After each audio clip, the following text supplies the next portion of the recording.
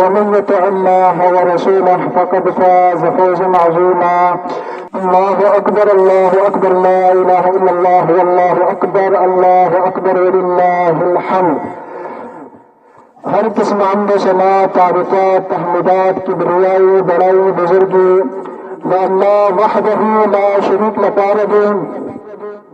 چې زمون خالق و مالک دی رازق دی وحدہ لا شریک ذات دی خپل ذات او ټول صفات کې لا شریک دی هغه څوک شریک نشته او زمونږ د پیریانو د هدایت د راهنمایۍ لپاره د اسمان نه کتابونه نازل کړي دي او خپل خواږه بندګان رسولان ګرځولي دي د الله رب العالمین د حمد ثنا وروسته بېشماره لاتعداده درود و سلام دي په محسن انسانیت بهادي عالم د امام اعظم د امام الانبیاء محمد رسول الله صلی الله علیه و آله وسلم باندې د الله رب العالمین د حمد ثنا او د نبی کریم رحمت للعالمین محمد رسول الله صلی الله علیه و آله وسلم د درود و سلام وروسته زما عزتمندو مشرانو کشرانو دا د الله رب العالمین یو عظیم احسان دی په موږ باندې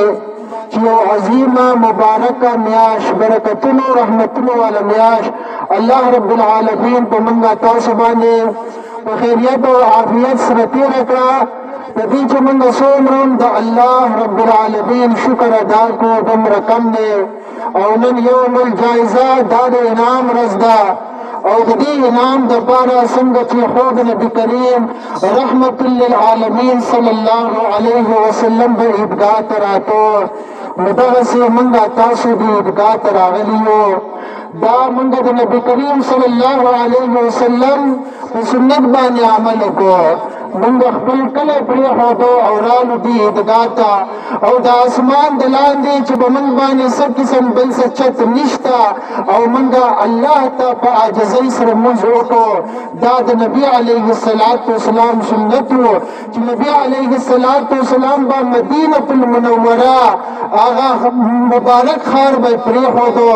هغه مسجد نبوي به یې په دې ورځ باندې پرېښودو او تو به عیدګاه ته سهارا ته په سهارا کې به یې لمونځ کاوه ولې چې دا د نبي علیه الصلاة والسلام طریقه ده او د نبي علیه الصلاة والسلام سنت دی چېرته چې امتحان وشي د امتحان نه وروستو بیا د انعاماتو ورځ راځي نو دا د انعاماتو ورځ ده چې تاسو پکې په حاضر یې څه داسې بدبخته طلبه هم وي چې په امتحان کې هغه ناست وي او پیپر یې کړی وي خپل ځان یې کړولی وي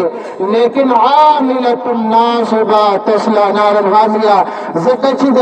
انعاماتو هغه ورځ ته هغه حاضر نه شي کومه ورځ چې مقرره شوې وي نو زما عزتمندو په موږ باندې مبارکه میاشت تېره شوه چې په هغې کې موږ د الله دپاره روژې نیولې په هغې کې موږ د الله رب العالمین دپاره عبادتونه کړي دي او کوم عبادات چې کړي دي د هغې چې کوم انعام دی نو د هغې لپاره الله او د الله د رسول دا طریقه موږ ته ښودلې ده چې تاسو به خپل کورونه چې تاسو آباد کړي دي تاسو ته ډېر خواږه دي ستاسو کلي چې تاسو ته خواږه دي ستاسو جوماتونه هغه به پرېږدئ او صحرا ته به راځئ او د دې اسمان د لاندې چې ستاسو له پاسه بل څه چت نه وي تاسو په عاجزۍ سره د الله رب العالمین نه دعا غواړئ چې الله من کوم عبادات کړي دي هغه ته قبول او منظور کا ولې چې دا قبول او منظور شي نو دغه انسان کامیاب دی زما عزتمندو الله رب العالمین په قرآن مجید کې فرمایلی دی قد افلح من تزکا وذکر اسم ربه فصلی یقینا هغه انسان کامیاب دی هغه مسلمان کامیاب دی هغه مشر کامیاب دی هغه کشر کامیاب دی هغه ځوان کامیاب دی هغه زنانه او هغه نارینه چا چې د خپل ځان تزکیه وکړه د خپل ځان تزکیه څنګه وکړه ځان د ګناهونو نه پاک کو په عباداتو سره په توبه استغفار سره الله رب العالمین ته به جوړ شو او د الله رب العالمین مغفرت وغوښتو او د چا چې مغفرت وشو هغه کامیاب شو او که په چا باندې د رمضان میاشت تېره شوي لیکن مغفرت نصیب نشو نو داسې خلکو ته جبرائیل علیه السلام بدعا کړې ده. حدیثونه تاسو اورېدي دي او چا بیا امین ویلی دی. امین چا ویلی دی؟ محمد رسول الله صلی الله علیه وسلم امین ویلی دی. امین په کوم ځای کې ویلی دی؟ خپل منبر مبارک باندې چې لومبۍ سړی ته وختو امین یې وویې، دویمې سړی ته وختو بیا یې امین وویې، درېیمې سړی ته وختو بیا یې امین وویې. طویل حدیث ته تاسو بار بار اورېدی دی. نو مطلب دا دی چې په چا باندې د رمضان دا میاشت تېره شوه او د هغه مغفرت ونه شو نو د هغه لپاره د هلاکت دعا خو جبرائیل علیه السلام کړې ده خیره او نبي علیه السلام پې امین ویلي دي. دارنګې د چا مخې ته زمونږ د خوږ نبي کریم رحمت للعالمین صلی الله علیه وسلم حدیث راشي دا هغه نوم مبارک راشي څوک زمونږ په نبي علیه السلام باندې درود ونه وایي د هغه لپاره هلاکت دی. او دارنګې د چا موره پلاري او دا بدبخته موره پلار ته چې کوم دی نو بدې ردې وایي، موره پلار ته غوسه کوي، د موره پلار نه چې کوم دی خیلي اخلي، د موره پلار خدمت نه کوي نو دی که هر څومره دی تعلیم یافته شو که د هر څومره کتابونه ویلي دي لیکن چې کله دی د موره پلار نافرمانه شو د موره پلار نه یې خیرې واخیستې نو دغه بدبخته شو دغه هلاک شو. جبرائیل علیه السلام ته خیره کړې ده او محمد رسول الله صلی الله علیه وسلم پې امین ویلی دی. محترم الله فرمایي قد افلح من تزکا وذکر اسم ربه فصلی. او هغه خلک کامیابه دي چې د الله رب العالمین ذکر وکړو او الله رب العالمین ته منځونه وکړو. په هغې منځونو کې یو دا لمونځ چې تاسو ادا کړو په صحرا کې چې دا نبي علیه السلام بغیر د عذر نه په جومات کې نه دی کړی مګر په صحرا کې کړی دی، په عیدګاه کې کړی دی. دا تاسو وکړو. دارنګې د نبي علیه السلام په نورو سنتونو باندې تاسو عمل وکړو. ښایسته جامې اغوستل، عطر لګول، صحرا ته راتلل. نن پکې ته یو کمي محسوسوم هغه کمي دا ده چې د نبي علیه السلام په وخت کې به زنانه به هم راتلې په پرده کې او د هغو دپاره جدا د پردې انتظام به شو. په پرده کې به ناستې وي د دین خبرې به یې اورېدلې. نن زمونږ زنانه بازارونو ته ځي چا منع ونه کړه لیکن چې کله د دین خبره راشي نو هر یو انسان بیا غیرتي شو. هلته چې کله بازار ته ځي نو په هغې باندې غیرت نه کوي. کله چې د نامحرم سره لاس میلاوي نو غیرت هلته خپل نه ښیي چې دلته کې شرعي پرده ده. او چې کله د الله د دین خبره راشي نو بیا ورته خپله پښتو را یادېږي او خپل غیرت به ورته را یادېږي. محترمو عزتمندو دا ډېره د افسوس خبره ده نن چې کوم زمونږ حالات دي. زما عزتمندو الله رب العالمین موږ ته کتاب را لېږلی دی، قرآن مجید را لېږلی دی. موږ د خپل پیغمبر محمد رسول الله صلی الله علیه وسلم را لېږلی دی. په دې دنیا کې چې څومره خلک دي ډېر قسمه خلک دي که نه ډېر قسمه په قسمونو باندې خلک دي خو دوه قسمونه په غټ غټ قسمونه دوه قسمونه دي. په اکثرو مقاماتو کې الله رب العالمین دا خلک په دوه قسمه تقسیم کړي دي. لکه یو طرف ته جنت والا خلک دي او بل طرف ته جهنم والا خلک. دوه قسمه خلک شو. یا یو طرف ته ښی لاس والا خلک او بل طرف ته چپ لاس والا خلک. یا یو طرف ته نیک عمله خلک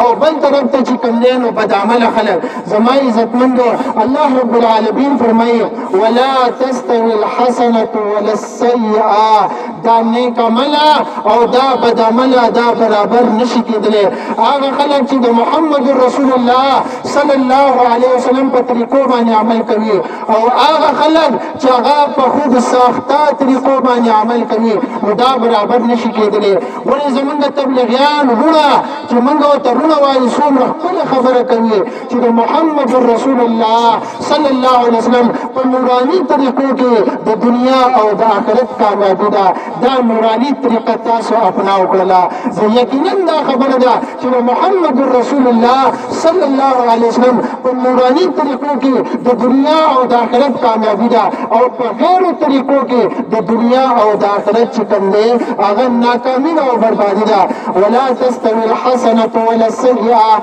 ادفع بالتي هي احسن. په دې دنیا کې به داسې خلک وي چې هغه په بدعات او خرافات باندې عمل کوي تاسو به دعوت ورکوي د الله دین ته خلک رابلې موږ مسلک طرف ته خلک نه رابلو ټول زمونږ ورونه دي موږ مسلک طرف ته خلک نه رابلو خلک چې رابلو د الله کتاب ته قرآن ته رابلو د محمد رسول الله صلی الله علیه وسلم احادیث ته رابلو الله فرمایي ادفع بالتي هي احسن په ښه طریقې باندې چاته بد رد مه وایه په چا باندې فتوی مه لګوه په چا موږ فتوی نه لګوه موږ وایو زموږ چې کوم عمل دی تاسو موږ ته ووایئ راپاڅئ موږ ته ووایئ چې ای زما وروره تا دا عمل وکړو تا دا باره تکبیرات وي دا خو د نبي علیه السلام په حدیث کې نه و نو چې کله ته ما ته دا خبره وکړې او ما ته په صحیح سند سره ته ثابت کړې زه به ستا خبره منم لیکن که چېرې ما درته ثابت کړو نو ته به بغض او حسد نه کوې ځکه چې د الله په دین کې بغض او حسد نشته موږ ټول وروڼه یو زموږ د ټول یو پیغمبر دی محمد رسول الله صلی الله علیه وسلم موږ ټول یوه کلمه وایو لا اله الا الله محمد رسول الله موږ رسول الله بل چاته نه وایو محمد صلی الله علیه وسلم ته وایو په قبر کې به زموږ نه د دې تپوس کېږي د بل چا د اتباع د بل چا د تقلید تپوس به نه کېږي نو موږ له پکار دا ده چې د هغې خبرو موږ خیال وساتو د کومو خبرو دپاره چې الله رب العالمین موږ دې دنیا ته رالېږلي یو او د کومو خبرو به چې الله سبحانه وتعالی زموږ نه تپوس کوي که چېرې موږ په ښه طریقې سره حقه خبره وایي حقه خبره کوه په حق انداز سره کوه او په حق نیت سره کوه درې خبرې شو حق خبره کوه په حق انداز سره کوه او په حق نیت سره کوه نو دا به چې کوم دی اثر کوي په خلکو باندې دل سے جو بات نکلتی ہے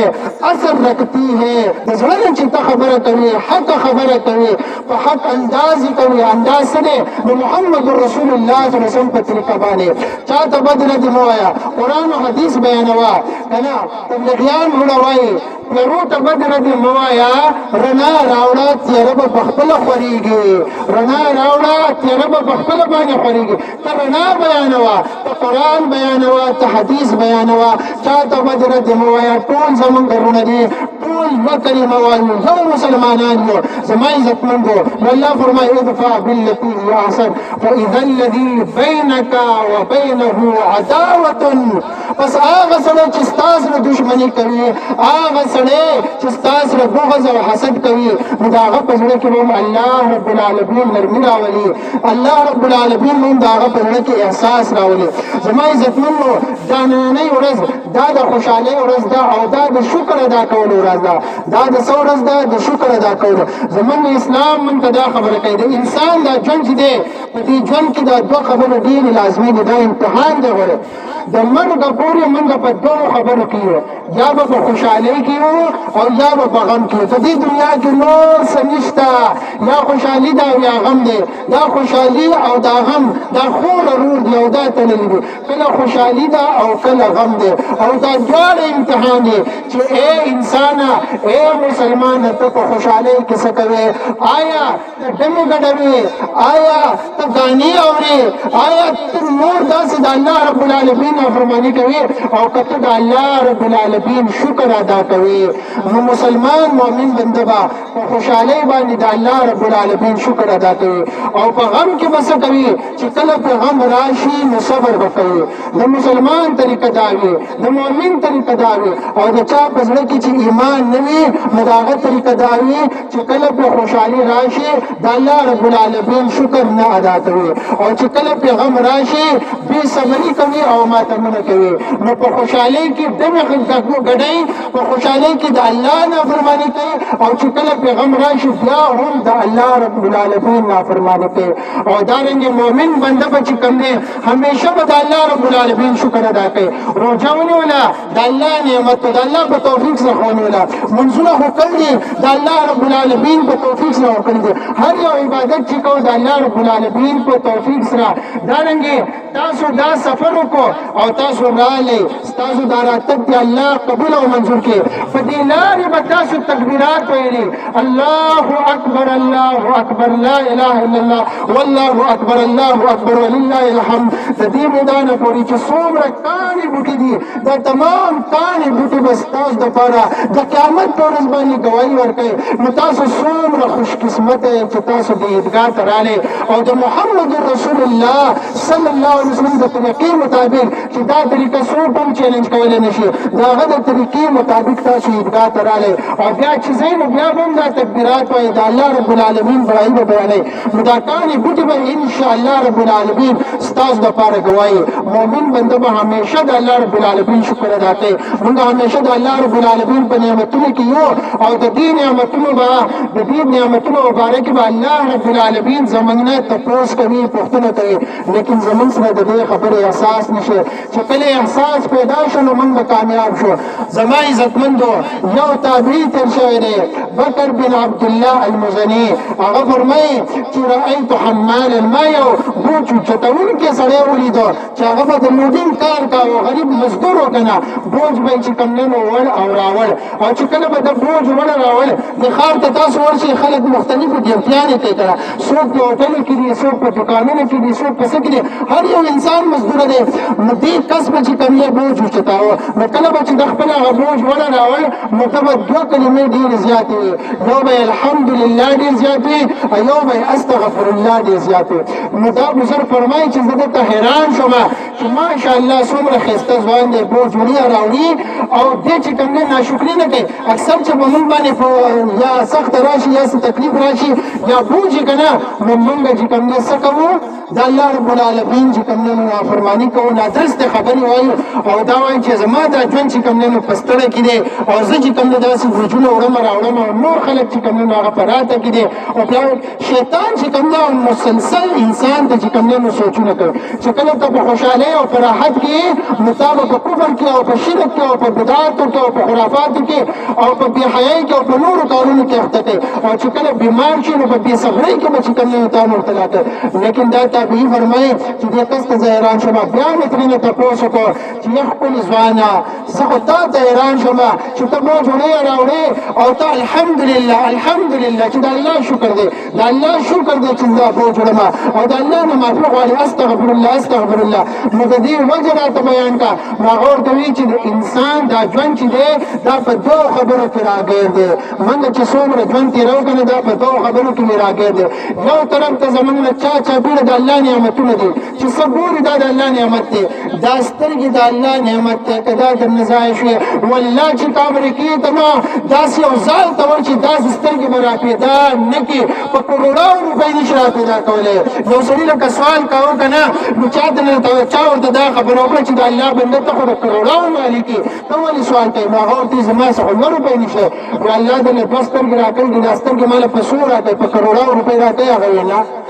لاسونه یې راکړي دا راباندې خرڅوي هغه ویې نه نو د کروڑاو مالک شو که نه نو خپل محنت مزدوري کوه الله رب العالمین تعالی دومره نعمتونه راکړي نو که موږ د الله نعمتونه شمارل وغواړو په قرآن کې دي که موږ د الله نعمتونه شمارل وغواړو شمارلی شو هېڅکله هم شمارلی نه شو نو دا کس وایي چې 2 قسمه خبرې دي په هغې کې موږ راګیر یو یو طرف ته د الله نعمتونه دي او بل طرف ته څه دي ځوانانو ووایئ بل طرف ته زمونږ ګناهونه دي څه دي شپه ورځ په ګناهونو کې مبتلا یو نو زه چې الحمدلله وایم نو د الله په نعمتونو د الله شکر ادا کوم او استغفر الله چې وایم نو خپل ګناهونه راته رایادېږي د خپلو ګناهونو د الله رب العالمین بخښنه غواړم که په دې 2 خبرو کې زه کامیاب شم نو زه به کامیاب یم نو زما عزتمندو داسې د خپل ژوند تېرول پکار دي او د هر چا وخت چې کوم دی قیمتي دی که بوډا دی د هغه وخت هم قیمتي دی د هغه دعاګانې ډېرې قبلېږي که ځوان دی د هغه وخت هم قیمتي دی او که ماشومان دي نو د دوی دا وخت ډېر زیات قیمتي دی د ماشومانو وخت ډېر زیات څه دی قیمتي دی لیکن نن انګریز لګیا دی په بوتو مو ایمان اخلي ایمان رانه خرڅوي نن زمونږ ځوانان په موبایلو کې لګیا دي ځوانانو ستاسو دپاره د عبرت خبره دا ده چې تاسو په دې دنیا کې په څه باندې هم تاسو محنت وکړئ تاسو په هغې محنت کې کامیابېدی شئ وان لیس للانسان الا ما سعى که تاسو عالم جوړېدل غواړئ خپل ځان وقف کړئ ماشومان علم زده کولی شي که ډاکټر جوړېدل غواړئ د قوم د خدمت دپاره ډاکټر جوړېدی شول دا وخت خو دا وخت دوباره بیا نه راځي زما عزتمندو الله رب العالمین موږ ته واضح پیغامات رالیږلي دي او دا چې کوم دی مختصر وخت وي موږ چې د څه مقصد دپاره راغلي یو د هغې مقصد دپاره به دعاګانې به وکړو لاس به اوچت کړو د الله رب العالمین نه به وغواړو چې الله رب العالمین زموږ د عبادات قبول کړي ولې که دا قبول نه شو نو موږ به ناکامه شو ولې عمر رضی الله عنه په وخت د شهادت کې خپل بچي ته وایي ای زما بچیه زما دا سر نه دی دا وایي د خپل غېږې نه کوز کا ما دومره چې کوم دی جهادونه او دومره دغه کړي دي که دا چې الله قبول کړو نو زه به کامیاب یم او که الله قبول نه کړو نو زه به ناکام یم نو موږ ته هر څومره عبادات چې کوم دي زموږ عبادات خو مکمل نه دي هغې کې خو کمي او کوتاهي ده که الله تعالی موږ ته زموږ کمي او کوتاهي معاف کړه او زموږ عبادات قبول او منظور کړو نو موږ کامیاب یو او که چې قبول یې نه کړو نو بیا د قرآن خبره ده چې عاملة ناصبه